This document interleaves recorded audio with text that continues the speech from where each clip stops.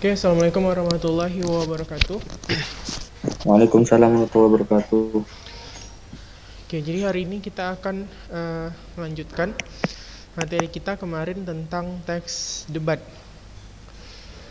yang kemarin. Oke, jadi boleh dulu dibuka masing-masing bukunya tentang teks debat yang terakhir kali kemarin kita lihat.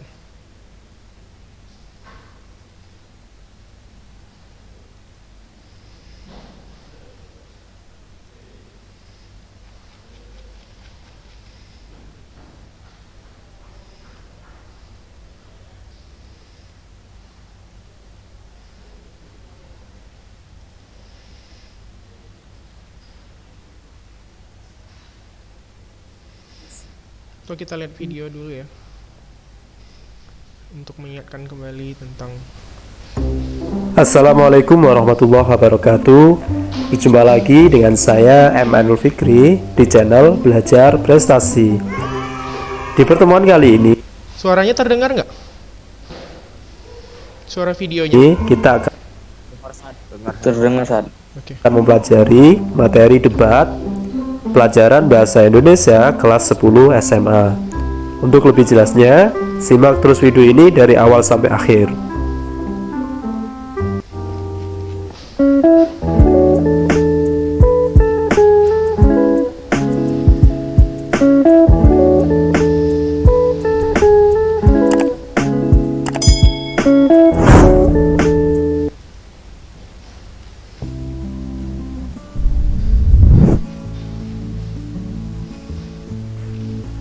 Debat adalah proses saling bertukar pendapat untuk membahas suatu isu dengan masing-masing pihak yang berdebat memberi alasan.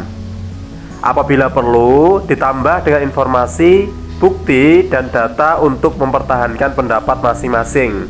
Hasil debat biasanya menghasilkan sudut pandang baru yang bisa diterima kedua belah pihak.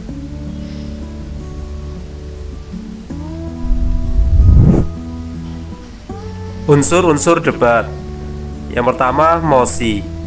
Mosi adalah hal atau topik yang diperdebatkan. Adanya mosi sangat penting karena di dalam sebuah debat terdapat pihak pro dan kontra. Di sini ada beberapa contoh mosi. Contohnya yang pertama, ujian nasional tidak dapat dijadikan tolak ukur kemampuan siswa. Di dalam perdebatan nanti akan membentuk tim pro dan tim kontra.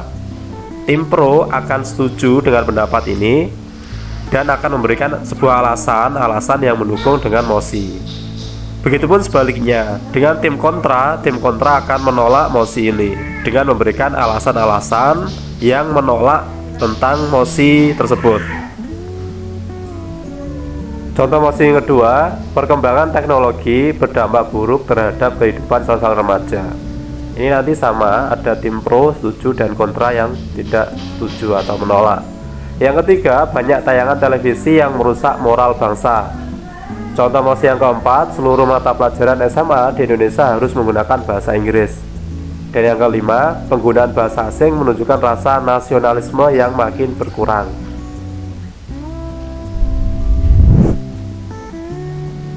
Unsur yang kedua, tim afirmasi. Tim afirmasi atau tim pro adalah tim yang setuju terhadap hal yang diperdebatkan atau mosi. Debat harus memiliki pihak pro atau pihak afirmasi yang setuju terhadap mosi yang telah diberikan. Pihak pro akan memberikan pidatonya terlebih dahulu mengenai alasan mengapa mendukung pernyataan di dalam mosi. Dan yang ketiga, tim oposisi. Tim oposisi adalah pihak yang tidak setuju atau menentang mosi yang diberikan, dan pihak oposisi akan menyanggah pernyataan dari pihak afirmasi.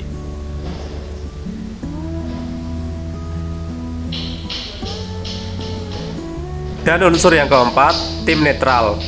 Tim netral adalah pihak yang memberikan dua sisi baik dukungan ataupun sanggahan terhadap mosi. Maksudnya pihak ini tidak menaruh dukungan dan tidak condong terhadap salah satu pihak.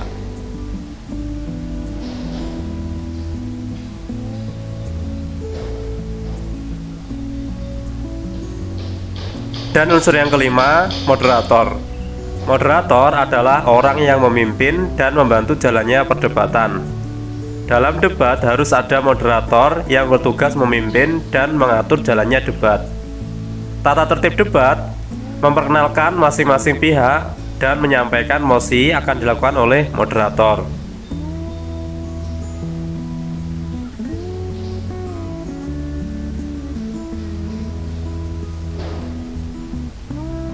Dan unsur yang keenam adalah penulis.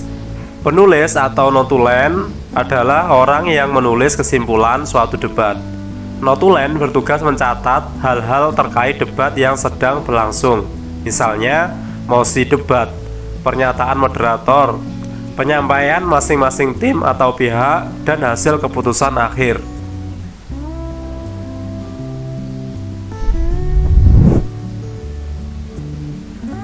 Adapun fungsi dan manfaat debat, yang pertama untuk melatih mental dan keberanian. Yang kedua untuk meningkatkan kemampuan solutif. Yang ketiga untuk memantapkan pemahaman konsep. Dan yang keempat untuk melatih sikap kritis.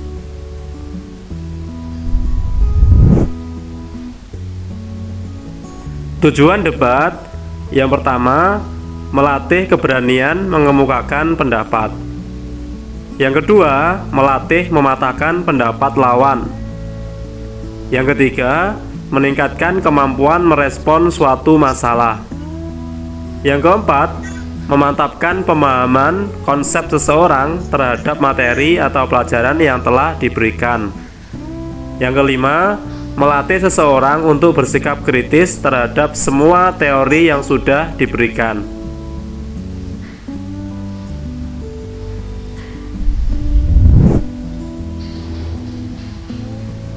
Adapun struktur debat, yang pertama pengenalan. Pada tahap pengenalan, setiap tim, baik tim afirmasi dan tim oposisi dan tim netral, memperkenalkan diri.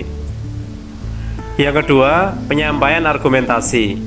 Pada penyampaian argumentasi ini, setiap tim menyampaikan argumentasi terhadap topik yang dimulai dari tim afirmasi, kemudian tim oposisi, dan diakhiri dengan tim netral.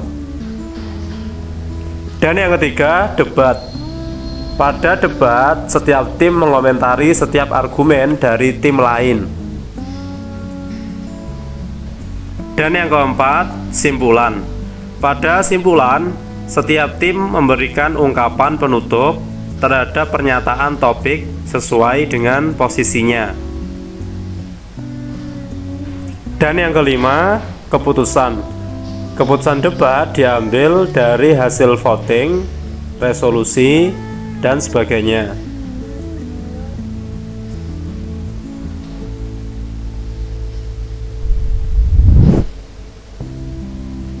Adapun kaidah kebahasaan debat, yang pertama, kaidah bahasa Indonesia yang digunakan harus benar sesuai dengan kaidah bahasa baku, baik kaidah tata ejaan maupun tata bahasa.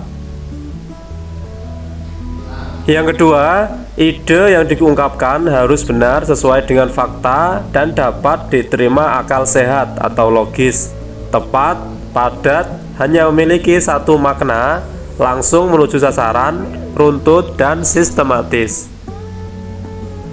Dan yang ketiga, kata yang dipilih memiliki makna sebenarnya atau denotatif.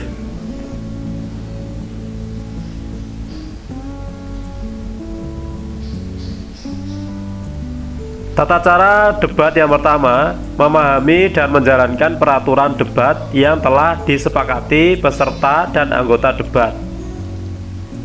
Yang kedua, sebaiknya pertanyaan yang diajukan disampaikan dengan profesional, tidak menghina, menguji, maupun merendahkan lawan.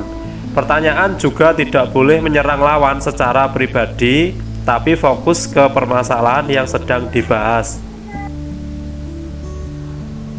Berikutnya, ajukan argumen dengan analisis yang kritis, masuk akal, runtut, jelas, dan tidak terbata-bata. Berikutnya, Dalam menyampaikan gagasan, kenali dan pahami kelemahan maupun kelebihan yang dimiliki lawan. Argumen yang disampaikan tidak perlu terlalu banyak karena waktu yang terbatas. Menyajikan gagasan yang akurat dan bisa dipertanggungjawabkan. Yang terakhir, buatlah kesimpulan yang menunjukkan pernyataan final dengan kalimat yang lugas dan langsung menuju ke titik celah lawan.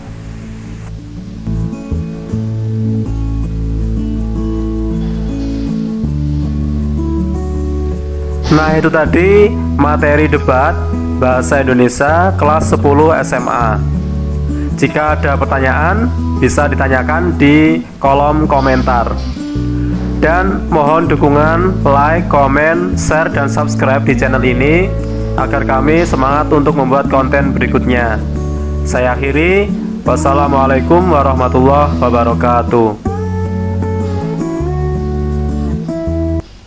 Oke, itu dia tadi salah satu contoh ulasan materi tentang teks debat. Sebenarnya kemarin sudah ada dibuat di video, tapi itu saya sedikit review ulang. Nah, sekarang coba kita lihat bukunya. Bukumu yang di halaman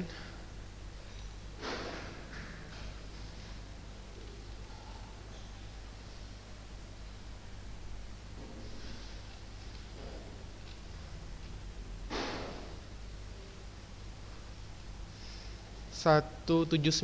Jadi coba masing-masing buka buku paketnya 179, atau boleh kalau yang sudah terlihat di layar, boleh dilihat di layar.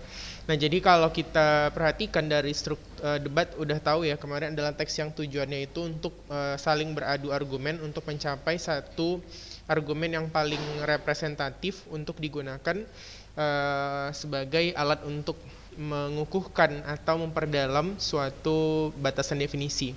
Jadi kalau misalnya kita sudah paham terhadap suatu konsep, maka debat di sini atau teks debat di sini fungsinya itu adalah mengukuhkan ulang. Jadi lewat argumen-argumen atau bukti-bukti data di lapangan yang kita temukan, sehingga hasilnya konsep yang sudah kita pahami itu bisa lebih valid gitu, lebih reliable ke depannya. Nah, jadi kalau dari strukturnya kita bisa lihat di halaman 179 ini. Katanya di sini ada penyerapan kosakata bahasa asing, bukti ketidakmampuan bahasa Indonesia. Jadi di awal itu kalau dari struktur dia perkenalan dulu. Jadi moderator itu memperkenalkan si tim debat. Jadi dibukalah dulu apa mosinya, terus temanya, terus dibacakanlah perkenalkan diri dari tim afirmasi, oposisi, dan netral. Kemarin afirmasi itu yang mendukung mosi. Mosi itu kan topik yang didebatkan. Jadi setelah dibacakan moderator topiknya, maka tim afirmasi itu adalah tim yang otomatis langsung pro terhadap isu. Sementara kalau yang oposisi dia bertentangan, kalau netral itu dia tengah gitu. Jadi dia seperti menyimpulkan antara tim afirmasi dan oposisi. Nah, ini kita bisa lihat sama-sama ya, yang disampaikan moderator itu adalah bahasa Indonesia itu terus berkembang dan mulai diakui sebagai bahasa internasional. Namun dalam perkembangannya terbukti bahwa bahasa Indonesia itu banyak menyerap kosakata asing gitu. Jadi kosakata asing itu kan kalau kita serap di bahasa Indonesia, dia jatuhnya jadi bahasa serapan. Kenapa kita harus melakukan penyerapan kata atau kosakata? Karena memang dari segi khazanah bahasa Indonesia ini termasuk yang masih kurang lah gitu. Jadi kalau kita bandingkan saja KBBI dengan Oxford, maka tebalnya itu mungkin bahasa Indonesia itu masih sekitar 3/4-nya kalau yang KBBI kebanding Oxford. Nah, jadi dari khazanah memang mungkin kita ada kebutuhan untuk menyerap bahasa asing. Tapi bukan berarti penyerapan bahasa asing itu justru menunjukkan ketidakberdayaan atau mungkin malah menggeser bahasa Indonesia gitu. Justru penyerapan itu untuk mempertahankan bahasa kita supaya jangan bergeser. Maka penerapan tadi itu ada aturannya. Satu dengan cara adopsi, yang kedua dengan cara adaptasi. Kalau diadopsi berarti penyerapan dilakukan bulat-bulat, tanpa ada revisi, tanpa ada perubahan fonem, tanpa ada perubahan bentuk katanya. Contoh pada kata supermarket, terus infocus, terus top up, kan sering sekarang kita gunakan itu. Nah itu penyerapan sih sebenarnya tipe adopsi gitu kan. Tapi kalau dia adaptasi, dia sudah mengalami perubahan di berbagai aspek. Misalnya kalau komunikasi berasal dari kata communication, produksi dari produce gitu. Nah jadi dia sudah ada perubahan sedikit lah di beberapa bagian supaya dia menjadi bahasa Indonesia gitu. Namun demikian itu jauh lebih bagus kebanding kita mengambil bahasa itu tanpa unsur penyerapan seperti bahasa Malaysia. Itu kan sama sebenarnya satu rumpun kita, tapi bahasa Malaysia itu kecenderungannya dia lebih mengambil tanpa proses penyerapan. Makanya bahasanya jadi jatuhnya agak bergeser seperti bahasa mix atau campuran. Kalau kita nonton film Upin Ipin aja kan ya udah seperti bahasa Melayu campur bahasa Inggris gitu. Nah itu yang dihindari dari proses penyerapan. Jadi penyerapan itu sebenarnya dilakukan bukan untuk membuktikan kita tidak representatif untuk digunakan sebagai bahasa internasional, tapi justru untuk pertahanan bahasa nasional gitu tujuan penyerapan. Nah lalu ada tim afirmasi, lalu dibilanglah di sini dia setuju kan, karena di sini katanya peranan bahasa asing dalam bahasa Indonesia membuktikan adanya kontak atau hubungan antar bahasa sehingga timbul penyerapan bahasa asing ke Indonesia. Bahasa Indonesia mengandalkan kosakata asing yang kemudian dibakukan menjadi bahasa Indonesia. Hal tersebut membuktikan bahwa bahasa Indonesia tergantung pada bahasa asing. Juga membuktikan bahwa bahasa Indonesia sulit untuk dipakai berkomunikasi tanpa bantuan kosakata asing. Jadi katanya sebenarnya bahasa Indonesia ini masih banyak kurang gitu, tapi bahasa asing itulah yang menyempurnakan. Contoh pada kata vitamin katanya kan. Sebenarnya kan kalau kita bilang itu suplemen atau makanan tambahan, tapi emang sih iya sih.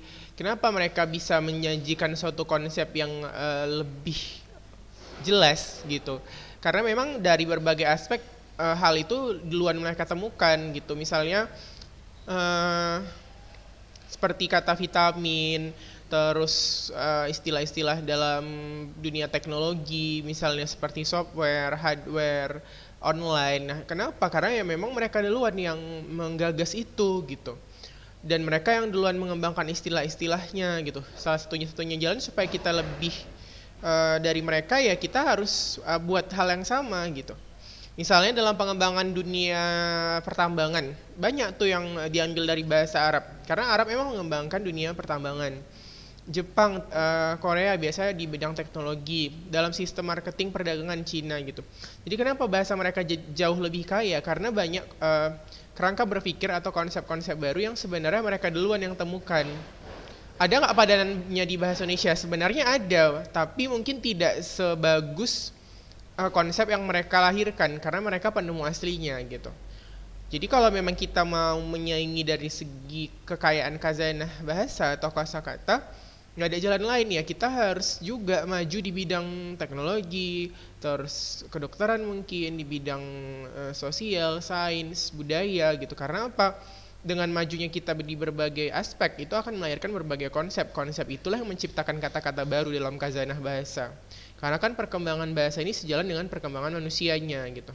Kenapa coba bahasa daerah terus ada beberapa bahkan yang di Indonesia yang hampir punah, terus banyak yang nggak lengkap kosakatanya gitu. Karena memang bahasa daerah itu kan tidak dipakai untuk perkembangan ragam resmi gitu. Bahasa Indonesia kenapa jadi makin hari makin tebal, makin banyak? Karena kita pakai dalam perkembangan ragam resmi, termasuk dunia pendidikan.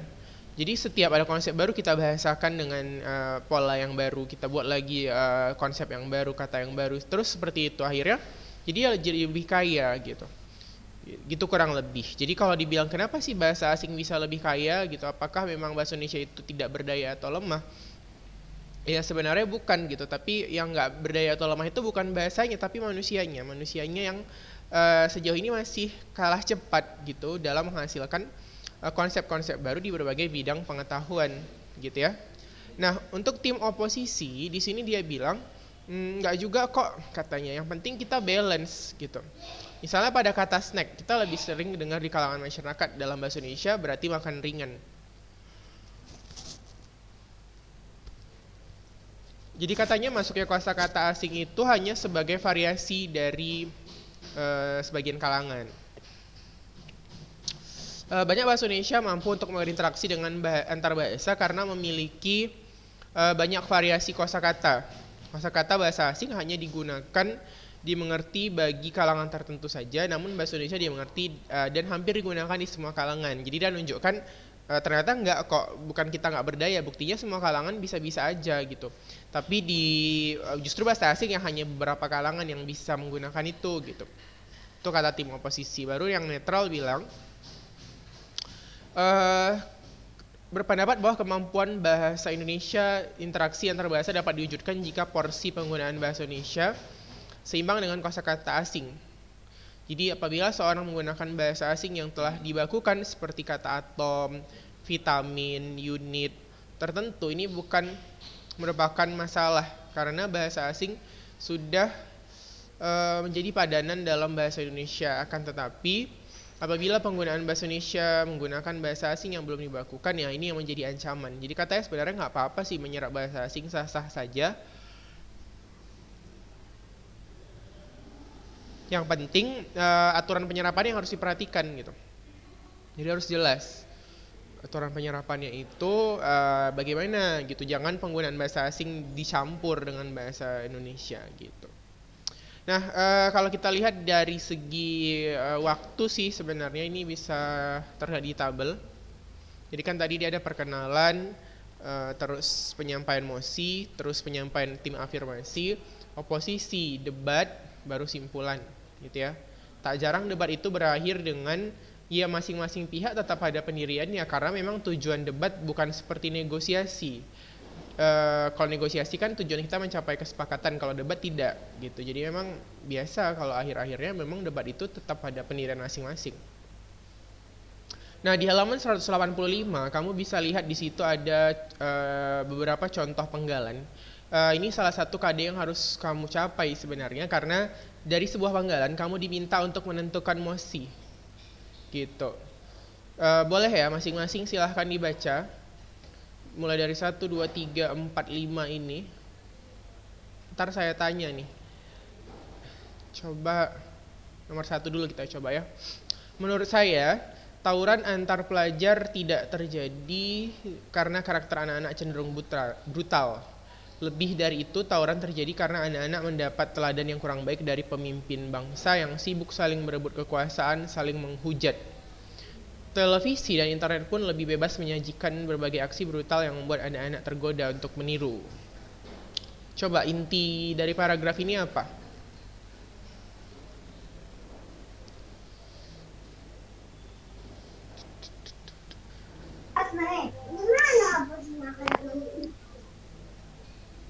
Coba si Muas, silahkan nomor 1 apa ide pokoknya? Emosinya yang di nomor 1.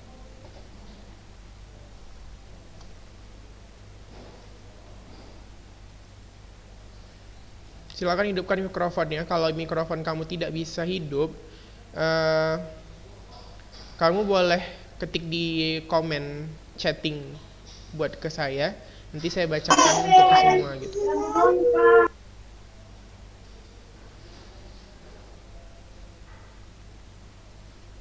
Ya silakan Muas. Belajar untuk mengungkapkan pendapat. Karena apa yang kita bilang itu biasa kita ingat gitu.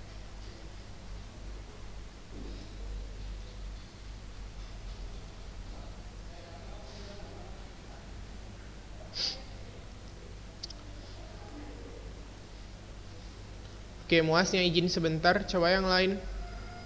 Saya udah print screen absen ya, jadi coba jangan keluar dulu. Nanti kalau keluar sekarang, absennya tidak terdata.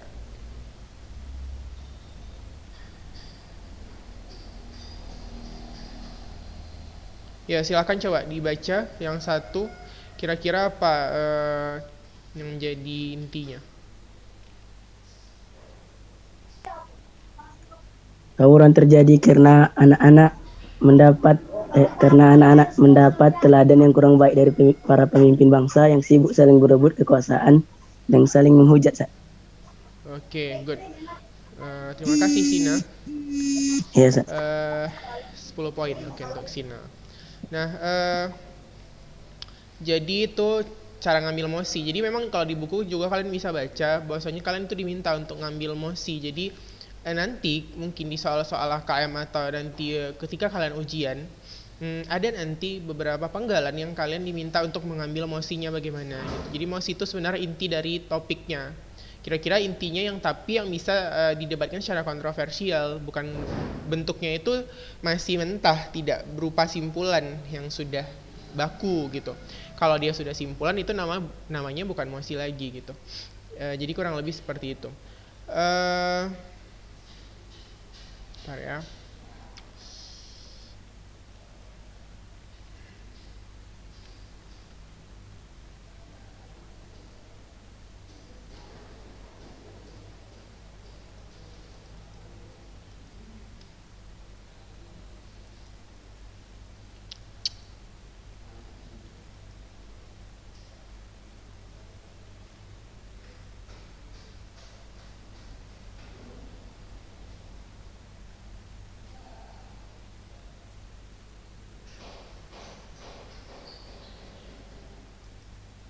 Oke, karena waktunya sudah hampir habis. Nah, ini nomor 2. Yang benar pendapat yang menyatakan bahwa bencana alam terjadi karena ulah manusia. Namun, perlu diingat bahwa umur bumi yang semakin tua juga menyebabkan terjadinya bencana alam bertubi-tubi. Jadi mosinya di sini berarti bencana alam disebabkan oleh faktor manusia yang kurang bijak mengelola lingkungan. Seperti itu dia. Jadi ubah dia menjadi kalimat yang kontroversial. Jangan buat dalam bentuk kalimat yang simpulan. Nah, nomor 3 juga seperti itu. Ya kan? Nomor 3, aksi brutal para supporter sepak bola sering terjadi merupakan bukti masyarakat kita sedang sakit. Masyarakat lelah dengan tuntutan hidup yang keras. Sepak bola yang seharusnya menjadi ajang menumbuhkan sportivitas, menjalin persatuan, justru menjadi pelampiasan rasa tidak puas rakyat terhadap kehidupan. Jadi kalau memang sikit-sikit rakyat kepingin demon, sikit-sikit ngajak berantem, sikit-sikit ngajak tawuran, itu sebenarnya bentuk ekspresi terhadap hidup mereka yang tertekan gitu. Coba lihat kalau negara-negara maju yang hidupnya nyaman gitu, mereka jarang mau mengurusi hal-hal yang merasa mereka tidak produktif gitu. Misalnya ngapain juga berantem kalau cuma untuk olahraga aja gitu, atau mungkin demon-demon nggak jelas gitu. Nah, itu sebenarnya menunjukkan rakyat kita itu sedang butuh diperhatikan, sedang dalam keadaan tertekan. Nah, jadi mosinya adalah bentuk reaksi agresi masyarakat terhadap bola atau olahraga bola adalah bentuk dari ekspresi mereka terhadap ketertekanan mereka menghadapi kehidupan gitu. Oke, itu ya, seperti itu bentuk kalimat mosi. Itu saja untuk hari ini. Untuk ujian praktek nanti, ujian praktek itu sepertinya nanti saya menyuruh kalian untuk menentukan mosi atau antara dua itu sih kalau memang memungkinkan. Tapi saya takutnya kalau saya sebenarnya mau buat teks negosiasi berpasangan gitu, tapi saya khawatir ketika nanti ujian kalian tidak hadir semua gitu. Jadi tapi kalau yang bisa berpasangan, jadi saya buat 2 opsi aja sih. Yang pertama